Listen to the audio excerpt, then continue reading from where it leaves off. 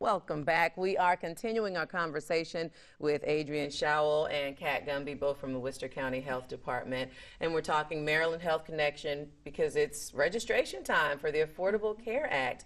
And we were talking a bit off camera, Obamacare, Affordable Care Act, same thing. But there's been some confusion. Have you seen that? Are you having to educate? Talk a little bit about what that process has been like.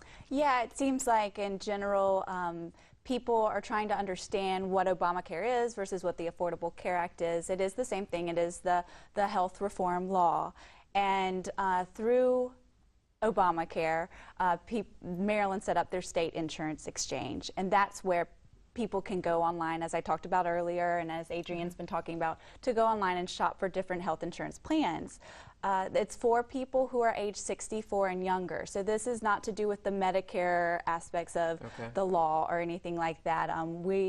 Our program doesn't assist Medicare beneficiaries with supplemental insurance plans. We help individuals and families age 64 and younger with getting their insurance because of the individual mandate that goes into effect come January 1. Also coming January 1, Medicaid expands. Yeah.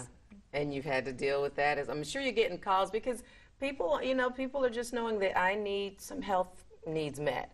And so I'm imagining you're having to field a lot of different calls. Have you had to deal with the Medicaid aspect? Yes, and now Maryland Health Connection is able to help some people with Medicaid with a program called MCHIP now, but the expansion doesn't go into effect, meaning more people are eligible come January. So while we get the calls now, we're able to provide that warm handoff to someone from the Department of Social Services or the local health department to help them sign up for Medicaid.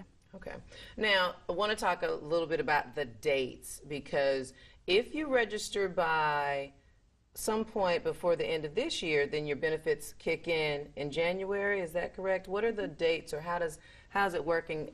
With their March 31st date out there looming, but you can register and start in January. What are clear that up for us. So our open enrollment started October 1st, and you can enroll at any time. But to make sure that your benefits and coverage start on January the 1st, it would be good to enroll and purchase that plan by December the 18th.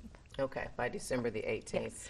And by March 31st, though, is when, that's it. That's when you stop open enrollment, shuts down kind of thing, and that's, is what I'm understanding the law is by the 31st everyone needs to be registered? Or? Well, so what happens is there'll be an open enrollment period every year.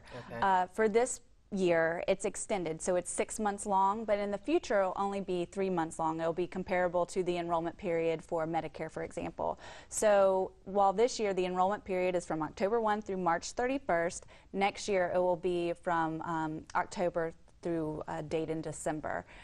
So in between, if people still didn't sign up by March 31st because they still were on an employer's plan or they had health insurance but they want to change it next year, they'll have that opportunity to reassess and shop around and look again next October. Now, what are some of the biggest things that you're finding? Are people getting a clear understanding, or are you still having to do a lot of make things clear in terms of everyone needs insurance? 45 says 45 plans to choose from, but you're helping people, so that number, though it sounds huge, is not by the time they have a conversation.